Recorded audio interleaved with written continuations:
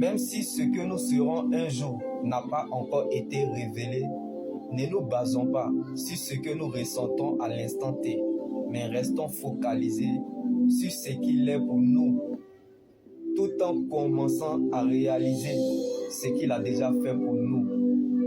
Comme cette femme, malgré sa maladie, depuis 12 ans, pouvait nous le dire, si et seulement si je puis toucher le bord de son vêtement, je serai guéri.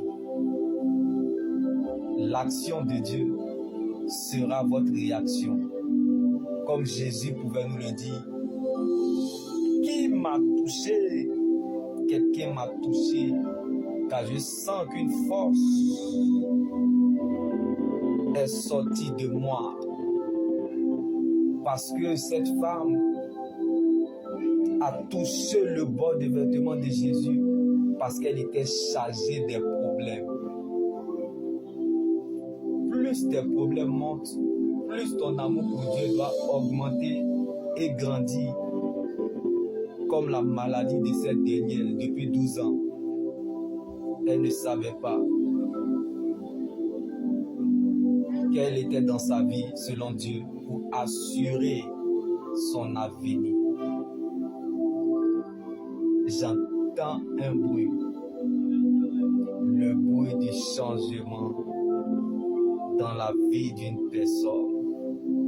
Lorsque le divin parle, il y a quelque chose qui change, donc quelque chose de nouveau se passe.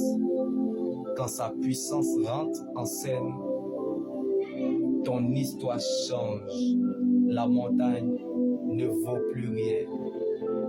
Cette maladie a transporté cette dame depuis 12 ans dans la peur, dans la frustration et dans l'humiliation.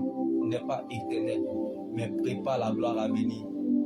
Comme Jésus a porté sa maladie en un jour, Dieu mettra fin au règne de Satan sur ton chemin et fera la différence à ton sujet. Non pas parce que tu as raison, mais parce que tu as sa raison.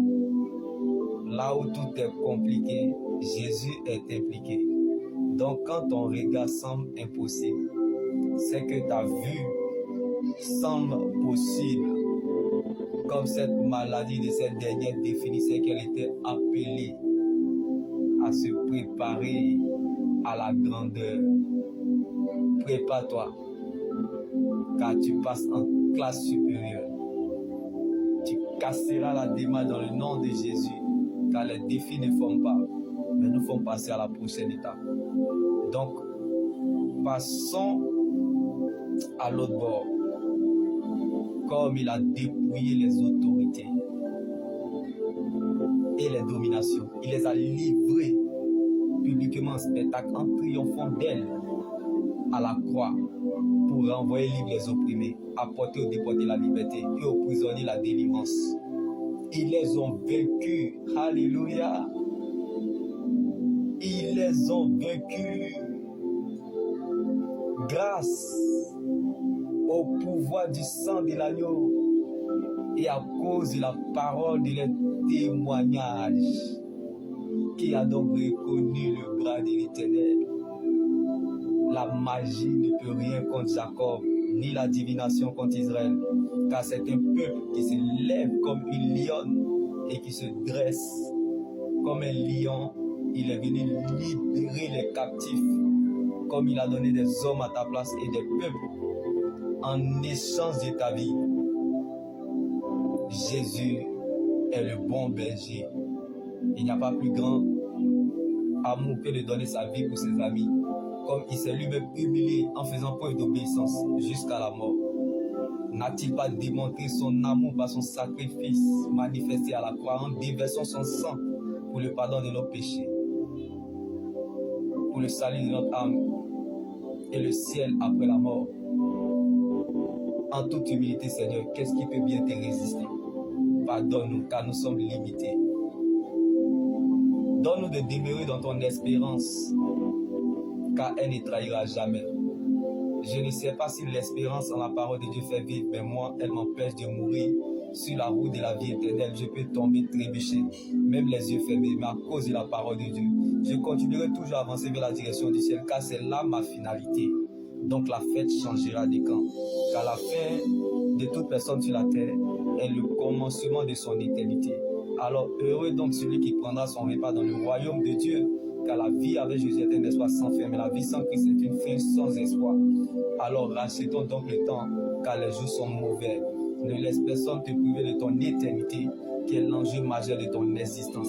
Reste focalisé sur le Seigneur Jésus-Christ seul, car la preuve, la valeur et la raison de ton existence, c'est ton salut en Jésus. Où veux-tu aller et avoir une vie meilleure sans Jésus? Tu auras perdu ton existence et raté ton éternité avec Christ. Car de tous les ressuscités qui sont morts, le seul ressuscité qui est encore vivant est le Seigneur Jésus. Et la bouche autorisée pour parler de l'éternité, la vie dans vos années. Donc celui qui a une parole de Dieu prolonge sa vie, car il n'y a rien que le diable a ajouté sur votre vie que Dieu ne vous a pas donné. Donc ta vie, bien-aimée, est comme l'emballage d'une enveloppe. Et tu le sais, la valeur d'une enveloppe, c'est son contenu. Alors sauve ton âme en Jésus. Si tu conserves ta vie, tu la perdras. Mais si tu perds ta vie à cause de Dieu, tu la retrouveras. En effet, à un signal, le Seigneur lui-même a un signal donné à la voix d'un archange et au son de la trompette de Dieu, descendra du ciel. Et ceux qui sont morts en Christ ressusciteront d'abord. Alléluia. Si Dieu te veut, il t'aura. Car aimer Dieu, c'est d'abord le connaître. On ne l'a pas choisi, c'est lui qui nous a choisi. Personne ne s'est sauvé lui-même. C'est Jésus qui a dû le chercher. Donc, bien-aimé, vois qu'il t'a gravé dans ses mains et tes murailles sont constamment devant lui. Il te couvre de son amour. Alléluia. À l'ombre de sa main pour déployer un nouveau ciel et fonder une nouvelle terre. Donc tu n'as pas besoin de territoire pour que Dieu puisse te bénir. Le seul territoire est sa présence. Dans l'endroit le plus sûr de toute la terre est la volonté de Dieu. La parole de Dieu est la seule terre solide sur laquelle nous pouvons nous tenir. Alors apprécie ce que Dieu t'a donné. Jésus n'est pas la Bible, mais la parole de Dieu finit toujours par remettre chacun dans le couloir de sa destinée. Donc, ce que Dieu a décidé de faire avec toi, ça peut plaire aux gens ou ça peut ne pas plaire aux gens. Mais personne ne peut te remplacer dans ce couloir. Alors, demeure dans ton couloir, habite ton couloir, réside dans ton couloir, reste dans ton couloir, ne quitte pas ton couloir. À chacun son couloir, chacun dans son couloir. Tu ne finiras pas là où tu es, car la destinée n'est pas la destination. Le destin te fait subir, mais la destinée te prépare. Donc la chaussure qu'on porte, c'est en fonction de la distance à parcourir. Car c'est le mouvement qui provoque le changement. Alléluia. C'est le changement qui te donnera la direction. Et c'est en fonction de la direction qu'on se prépare pour devenir.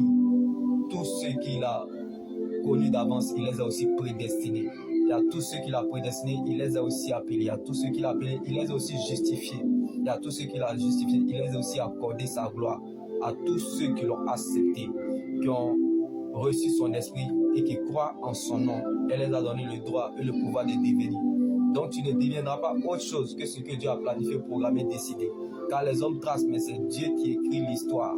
Donc certainement ces personnes ne sont pas méchants. Ils sont juste des instruments que Dieu a utilisés dans son garage, dans son laboratoire, dans le but de te briser, de te tailler, bien aimé, de te donner la forme qu'il faut, afin d'accéder à sa gloire, se révèle à l'heure du désespoir, au rendez-vous du noir et en face des obstacles.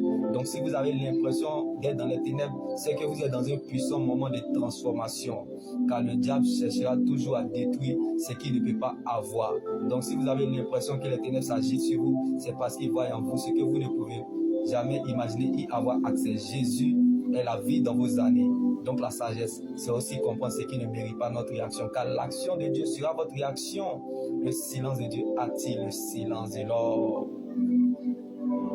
Ce que Dieu fait pour nous dans le secret est plus grand que ce que nous regardons ou traversons. Donc vaut mieux grandir en secret avec Dieu que devant la foule. Vaut mieux garder sa paix intérieure que de chercher sa raison.